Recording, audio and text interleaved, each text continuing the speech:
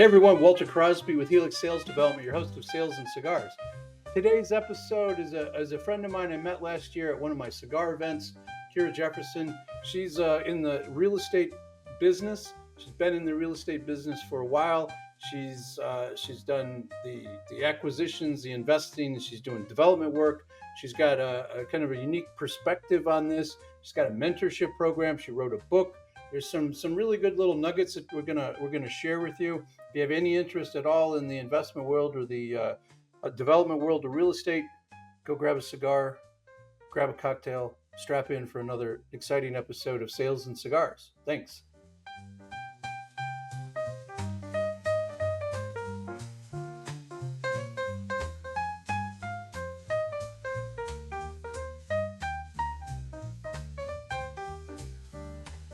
Hey, Kira, I appreciate you taking some time out of your schedule to jump on the program.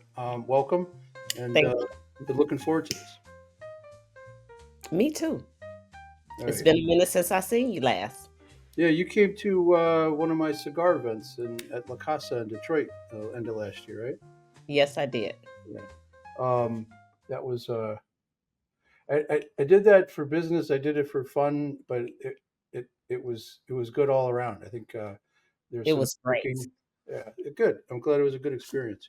I'm planning on doing another one um, on the west side of the state, um, and then coming back and doing another one in the fall downtown. So I'll make sure Okay. it's on the list.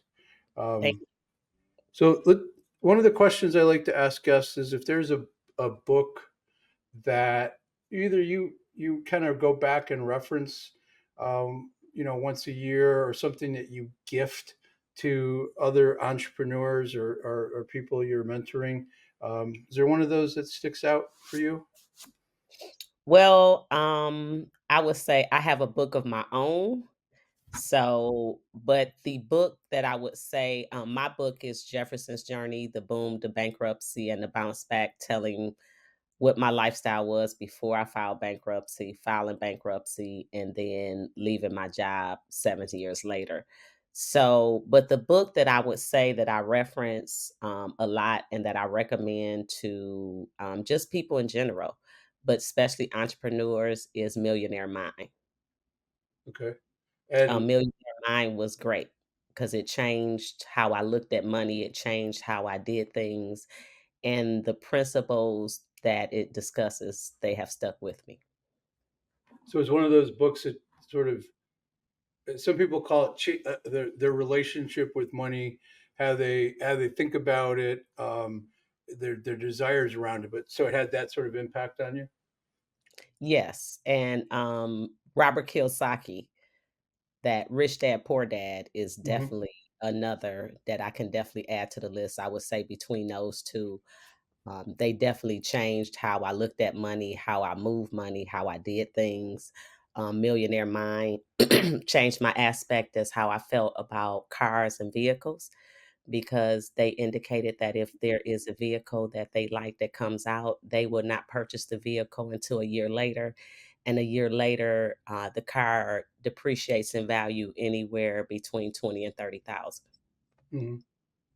So it just got you to think about property and those things a little differently than how you were prior to reading the book. Okay. Yes, because before, I had probably car note or car notes, a couple different vehicles, things of that nature. So I went from having a car note or car notes to no car note. Hmm. And what I discovered was, especially when the market took a dive, really, if you added up what you spent on your car note and insurance, you had the capability to purchase a property cash. Now, Yeah, you it's had the surprising how capability that adds up. rehab because, for instance, in 2012, in that time frame, the market took a crash. Hmm. So had you saved anywhere from 5 to 10,000, you had the capability, even with that small amount, to purchase a property or properties for cash. You may not have had the liquidity to fix them up, but at that point, it really doesn't matter because once you own it, you have the capability to get a loan, pull equity out of it, and different things like that. But there was still ownership. Okay, so that had big impact, and it helps you think about your business. So let's talk a little bit about how your journey went from, and I think you tell the story in the book. Um, by the way, where can people find the book? The book, the digital product is on Amazon. You can definitely connect with me to my I have a grant with Detroit Means Business. Yay, Detroit Means Business.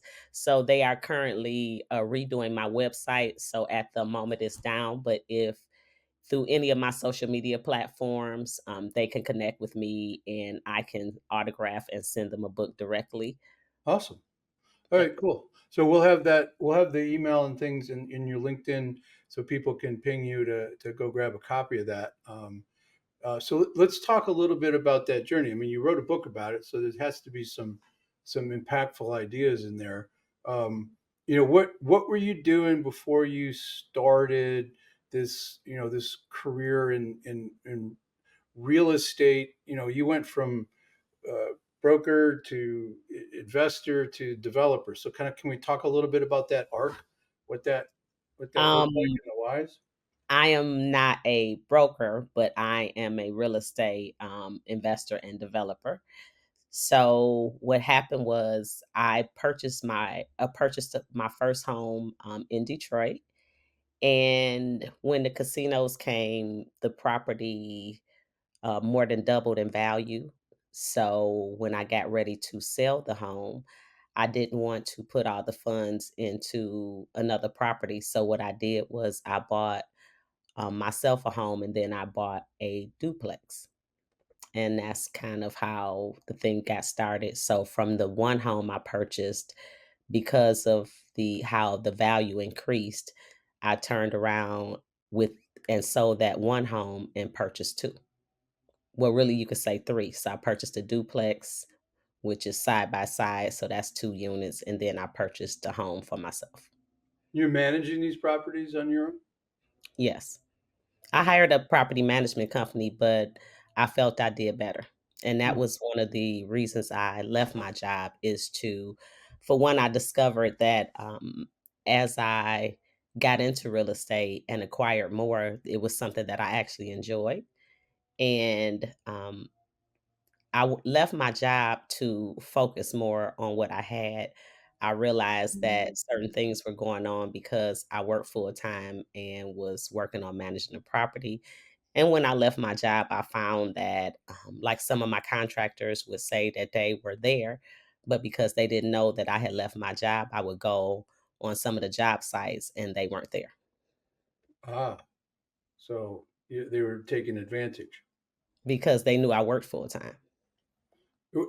When you were working full time, were you doing anything related to real estate? Like how did you get that that Well, bug? at the time I worked for the state, so it had nothing to do with real estate. But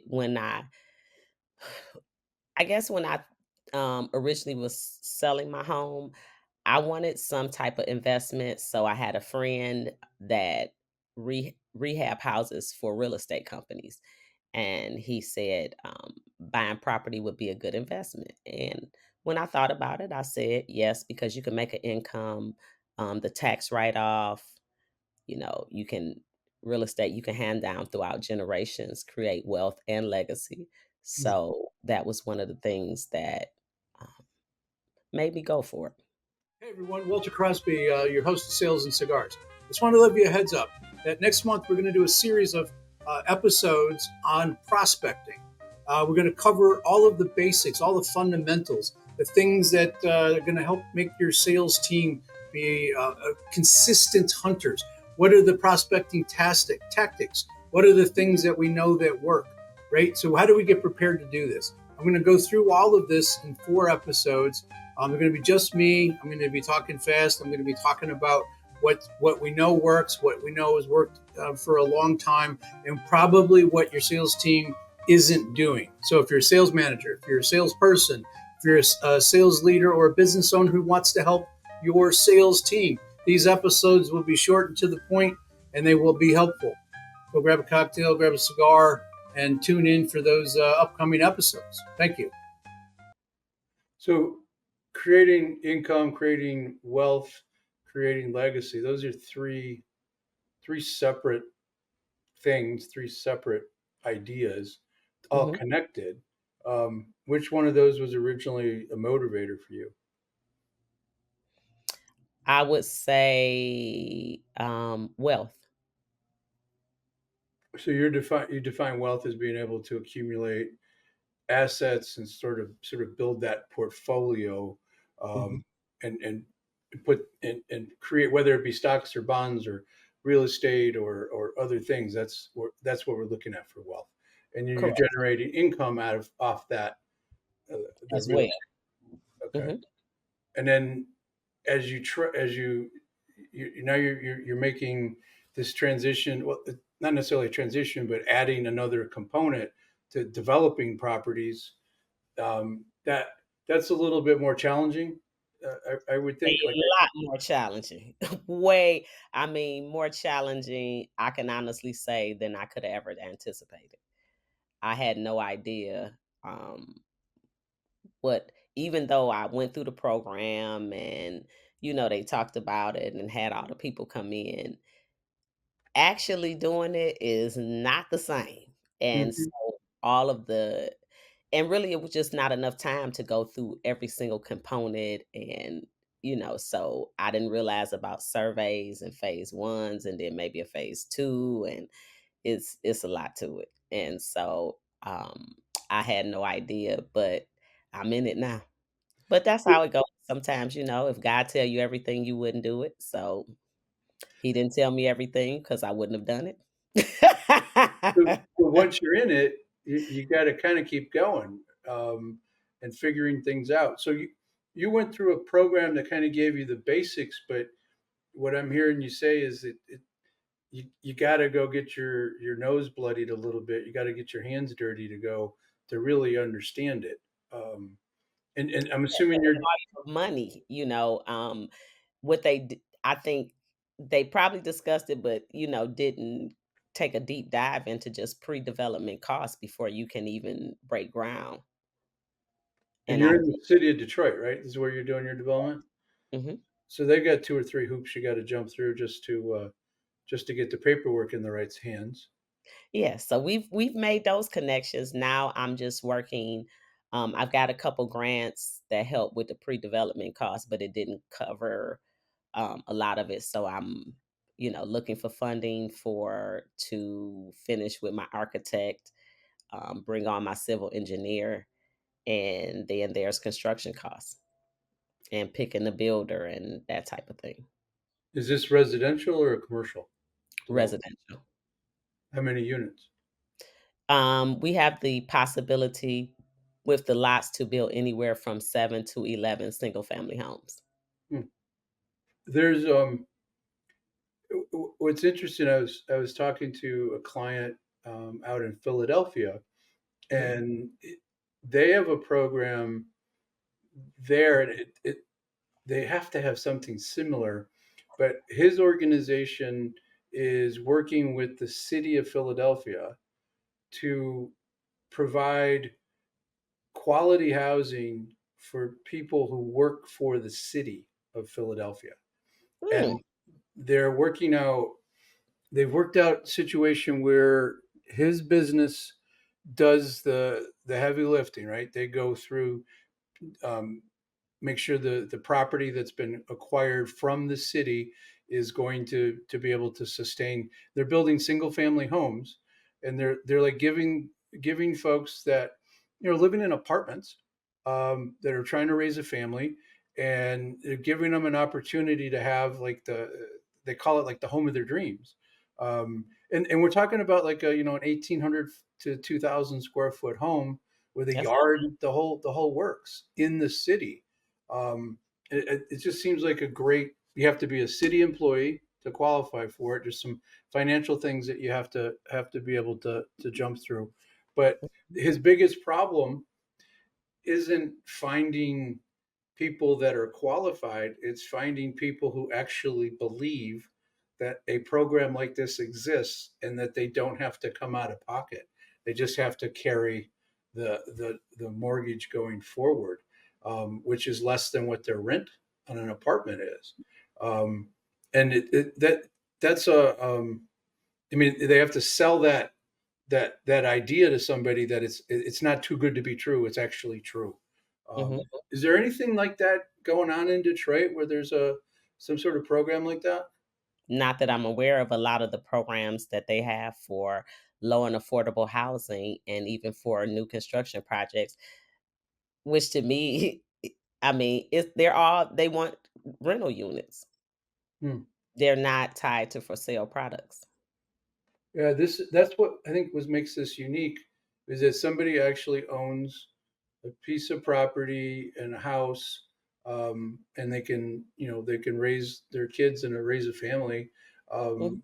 comfortably, and working for the city that they're not getting rich working for a municipality, um, but it gives them an opportunity rather than have to go out into the suburbs. So um, Gives them opportunity to have home ownership where renting, they're not, gaining anything, they can't write anything off, they're not even s helping their credit, right? Because the rental landlords don't report to credit bureaus, so even if they make not their unless you there's different apps and different things where you can do it, but it has to be either something that you request of the landlord. Hmm. Right, and There are ways that you can report, you can get the rent reported on your credit report, but it has to be something you have to be proactive about. yeah, it's not the thing that people just assume it's going to happen, and it doesn't. Exactly. So, I mean, you've had to sell ideas, you've had to sell property, you've had to get, sell renters into a duplex and things like. So, talk to me a little bit about your philosophy about selling in that in a real estate market because that's a I've been involved with commercial real estate. Okay. I've purchased homes, but I've never done it for a living other than office buildings and leasing space.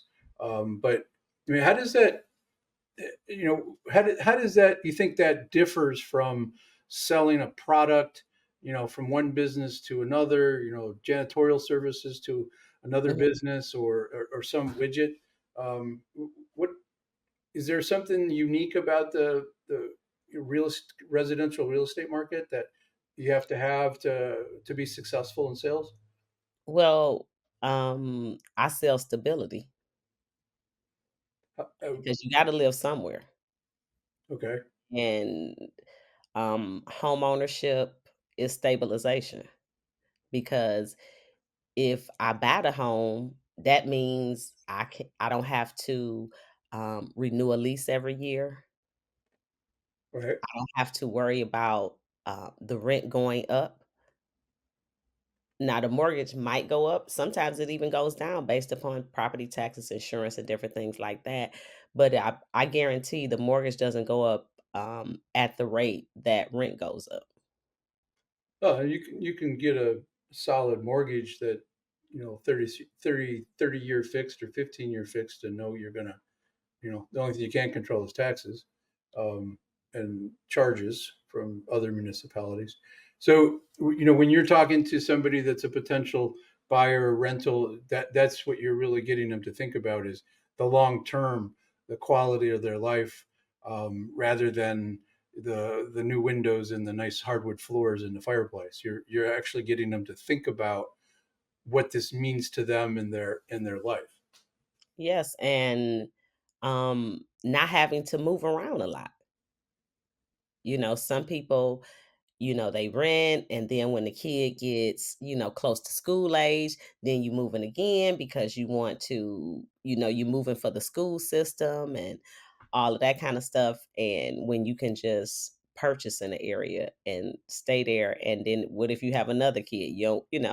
So you can literally focus, stabilize, and raise your family and have a home. And then when you rent, if you want to paint the walls and do different things, you got to paint it back before you leave. You got to, worry about how many holes did you leave in the wall. And then even if you purchase a home, if you feel like over time, you've outgrown it or you want to go to another area, you can move, sell the house, you can pull equity out of it and keep that house, rent it out or whatever, Airbnb it, purchase another home. So, uh, property also gives you, when you own it, it gives you leverage. Hmm. So I mean, it's I mean leverage for you're building equity in a house. Mhm. Some people don't. Some people want to build that equity and keep that equity. They don't want to leverage that. And is there a universal for that? Is like that a great idea or a bad idea? Assuming you just want to Um, live in the house and you're not it's looking just based on circumstance, you right. know. Some people don't want to pull the equity out, so whenever they sell it or whatever, it's almost like a savings account. And then they can cash it in later. Some people get the house and pull the equity out because maybe you have a kid going to college or a business you want to start or invest in or, even purchase another property. So it just really depends on the priorities of the person Yeah. and what are they trying to do and so everybody's circumstances or situation is different. So why they would want to pull the money out, their reasons will be different. The the the property values in residential in the city of Detroit, is that um, I was reading in the paper at different times there was a upswing. Is it flattened out? Where is it at today? We're in the Oh, it's middle in the upswing. The across the values are board, going. houses and condos, or I don't know too much about condos because I don't deal with condos. I only deal with residential properties, but I do know in Detroit, the property values are going up. They uh, have been on it up. They have been, on an uprise for couple years now. So, but it's definitely on an upswing now, and people are more into home ownership now because they're realizing the rent versus purchasing, and then also in Detroit, they've had various programs, and they had like a $25,000 program that they would help you purchase a home if you had a certain income. Sometimes they have, I know Michigan has had where they gave away five or $10,000 based upon the zip code that you're in. So they have started to do a lot of different things to motivate people to become homeowners. and that just expands the American dream, if you will, Mhm. to other folks that might not have the income, consistent income to get them there, but that downstroke is usually the problem. Even for a lot of folks who have a six-figure income, when they go to throw 10, 15, 20% down on a house, that becomes a problem. Um, you know, Mhm. coming up with that downstroke to help keep your uh, insurance down and keep the mortgage payments reasonable. And the Uh, PMI. yeah, exactly. So, talk to me a little bit about this mentoring program that you have. That it's interesting to me that you you you try to build wealth, you create income, you create a legacy. Is the mentorship is this program part of the legacy in your mind? Like, what To got a you certain going extent, because, like I said before, one of my company is based on wealth legacy through real estate and business. So the mentorship program is basically, depends on what aspect, because some people don't wanna get into real estate, but they wanna get into business. So the mentorship program is basically where I hold your hand, whether you wanna get into real estate, you wanna get into business, or you wanna get into both, to help you succeed at whatever you do. Because a lot of times when we are doing endeavors, especially new things, you want someone that you trust, and sometimes you need a little hand holding depending on what it is. So the mentorship program is for those that want that direct connection, that wants, little hand holding to help you make sure that you get to the finish line. And I had to do little this guidance and for a coaching. book. Yeah. I had to do the same thing for the book because I would pick it up, put it down, pick it up, put it down. And so I had to hire someone to basically, almost like a paid accountability partner to an extent, but still helping me get the book done, but still, okay, you got to get this done by this time. You got to, and you just got to know what kind of person you are and how bad do you want whatever it is that you want. Hmm. I had a mentor, I now have a coach, so I am always even myself. I pride myself on having mentorship coaches and different things. I'm always doing programs, workshops, challenging myself to do different things, meet new people, just like we met. CEOs and cigars, I didn't know anybody.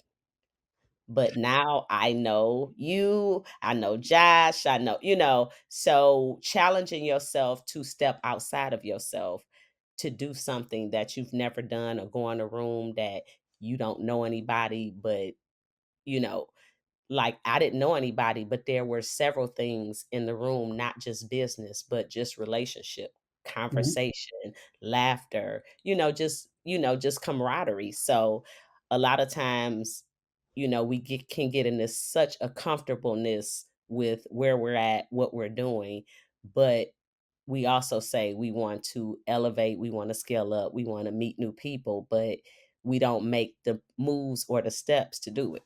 We talk about it, but you gotta talk it and walk it. So I'm always challenging myself to do something different, um, to be different, or to go in a room or go to a place somewhere where I've never been, never done, and have a new experience. Yeah, it usually the to get where we want to go, we got to go through a little bit of uncomfortableness, right? And depending upon what it is that we're going for, sometimes that's more intense than others. You But if we're not can imagine. if we're not willing to do that, then stick to the 9 to 5 and just go do your thing. There's nothing wrong with that. But if you really want to have that entrepreneurial mindset, you got to go do things. And the part of the reason I did that event was that there was a common theme. Most of the people that were there had some relationship with cigars, and Mhm. that you walk into a room and you don't know anybody. There were people walking into my event that I didn't know. There were 3 or 4 people that I knew pretty well, and there were probably 15 that I had never met before. And what was really cool was to just kind of take a step back and go into the corner and we'll just kind of watch people interacting. That they kind of pulled each other in, and to me it was the cigars that was the common thing. What are you smoking, or what did you learn about this? And it makes it easier.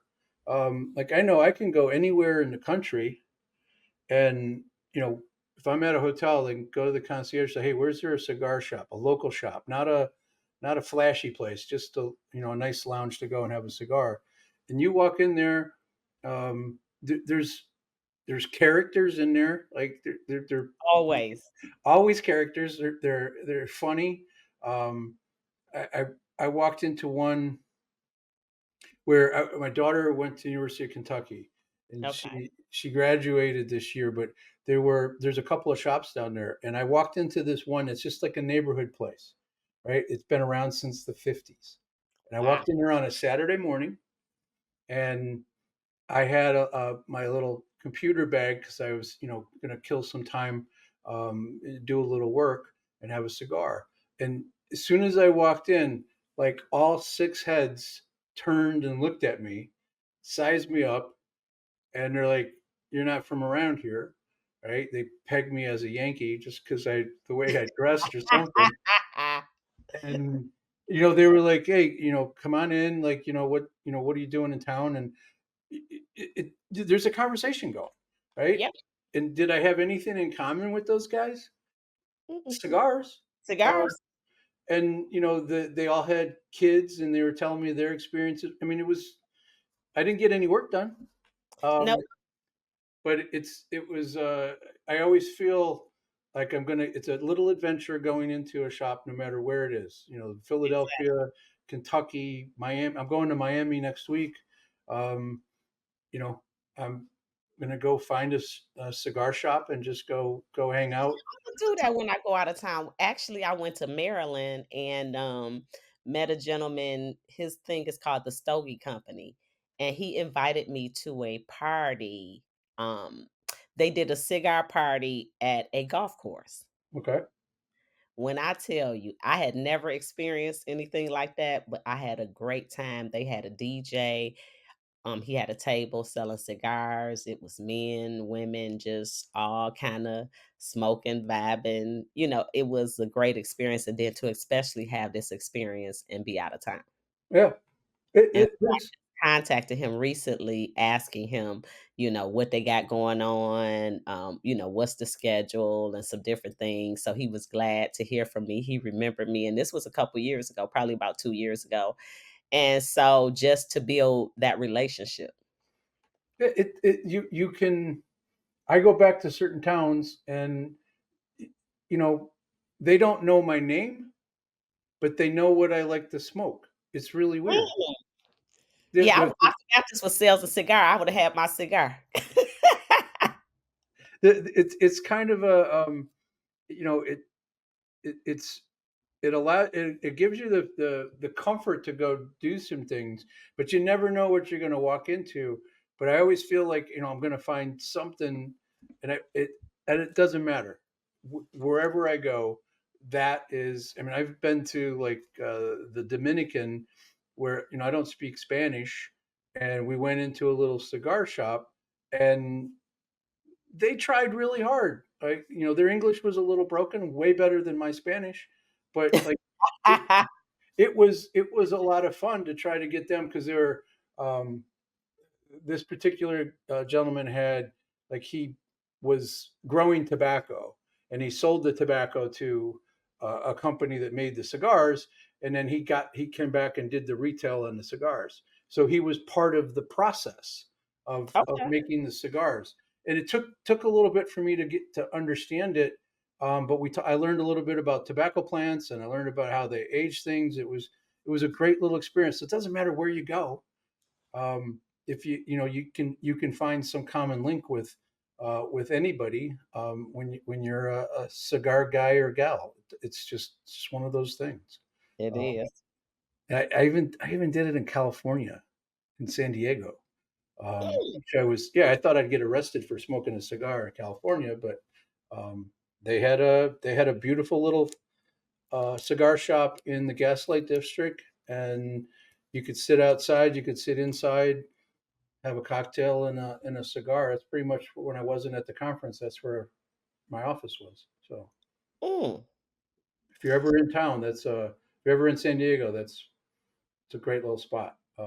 What's the I'll, name of the spot in San Diego? yeah, that's what I knew you were going to ask me. I have to go dig it up, but That's okay. Wherever I go, before I go, I'm ask you if you know of a cigar spot, or like you said, when I go, Imma do that because I went to Fort Lauderdale. That's one thing I didn't do. So Imma oh, have to really? now when I go places, Imma find me a cigar spot instead of the outlet mall, Imma find me a cigar spot. It's not I necessarily less probably gonna do expensive. both. Not less expensive, but you won't have as many packages to bring back with you. Yeah, I'm probably still gonna go shopping though.